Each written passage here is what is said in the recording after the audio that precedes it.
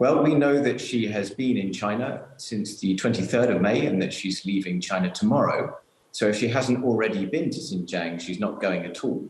Her team, however, have been there since the 25th of April. So after their quarantine, they apparently went to the area and have been there ever since. Now, in terms of what they've been able to discover, I'm afraid that the jury is out. When it comes to UN visits like this, there are pretty clear standards. And those standards mandate that visitors and investigators are supposed to be able to go to do spot checks, to speak to potential victims, unsupervised. None of that can happen in China because of COVID. So we're really worried, and it's not just human rights advocates, it's anybody who really cares about the standards of the United Nations. We're really worried that COVID is going to be used as an excuse to whitewash China's human rights abuses here. What has Michelle Bachelet said about what to expect from this visit? Well, it's been extremely inconsistent.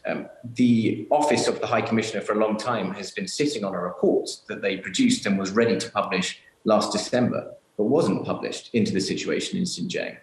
And we had this much vaunted visit to Xinjiang, this diplomatic success that Michelle Bachelet had secured of visiting China to have a look around in Xinjiang and to see what was really going on.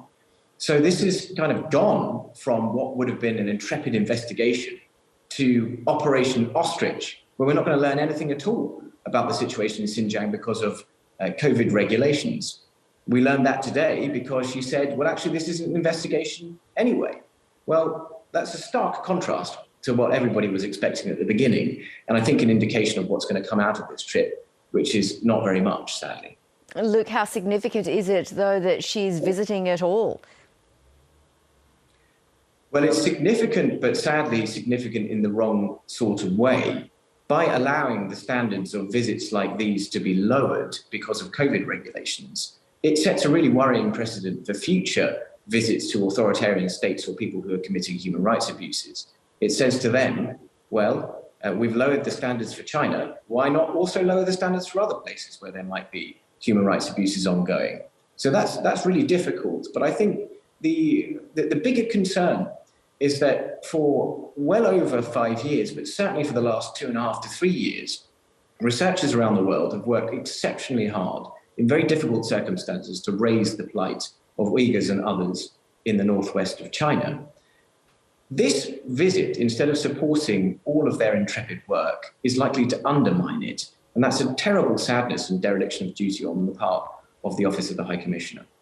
And it appears not entirely a coincidence that the Xinjiang Police Files were released earlier this week. We've been reporting on that. What were human rights advocates hoping this would achieve? Well, this is the culmination of many months of research by Professor Adrian Zenz, who also serves as an advisor to the Interparliamentary Alliance on China. But this is an impartial and completely objective investigation into leaked files. And those files show that the internment program of millions of Uyghurs in the northwest of China was planned and executed by Beijing. And this is extremely significant when trying to determine actually who's responsible for what's going on here. It's clear from those leaked documents that the paper trail goes right back to Beijing and right to the very top to Xi Jinping himself.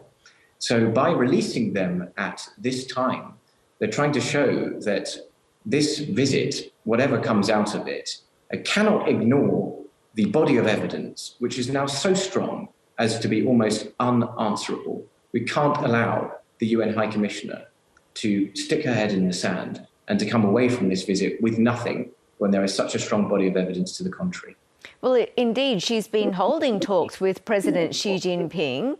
Do we know if anything has come out of those discussions at all? Again, very worrying things coming out of those discussions. And sadly, they've resulted in exactly what we feared, which is that the PRC would use this opportunity as a propaganda victory. They said, in fact, Chinese state media very explicitly said after the first meeting with Xi Jinping that Michelle Bachelet had praised the People's Republic of China for its great commitment to protecting human rights. Now, this was swiftly denied by the office afterwards, but it's an indication of what we can expect. We're going to see a lot of the PRC making a big deal of this visit to try to make it seem as if everything is fine, when in fact it's not. So to the extent that the visit is legitimising that, it really is a terrible failure and, as I say, dereliction of duty. Meanwhile, look, part of your work has been focused on anti-slavery laws in UK supply chains. How's this linked to Xinjiang? Well, Arise and other organisations have been pushing for government procurement to have higher standards. The Department of Health over here has just passed an amendment that we were campaigning for. And what it does is it stops UK health equipment from being sourced from areas where there is a very serious risk of slavery. This was necessary because, I mean, in the UK alone, between 2020 and 2021, £15 billion were spent on PPE alone, and most of it came from China. Some of it definitely came from Xinjiang and may well have been made by Uyghur slaves and others. We don't want that stuff in our supply chain, so we've been campaigning to try to raise those standards. We certainly don't want governments buying it. So we hope that those standards that have been adopted by the Department of Health here in the UK will be adopted elsewhere too. Just finally, what more can other countries do to express their concerns about human rights issues in Xinjiang? I think there are two very clear things. As the Russia situation in Ukraine shows, dependency upon an authoritarian state puts you in a very precarious position when that state starts behaving in a way that you don't like. We are very dependent upon the PRC, and Australia, sadly, is one of the most dependent developed economies on the PRC in the world. That renders us very vulnerable to economic coercion, but it also makes it difficult to speak out when terrible human rights abuses are ongoing. We need to reduce that dependency, and we need to do that together with like-minded nations. Second thing I'd say is that we really have to face up to our legal obligations under international law. The Genocide Convention is very clear that we have a duty to help people when there is a risk of genocide. The very instant that we become aware that there is a risk of genocide, you know, the ICJ case law is very clear on that. We don't do that, and we aren't doing that for Uyghurs, and we should do that, and I hope that we will. Luke de Pulford, thanks so much for joining us. Thank you.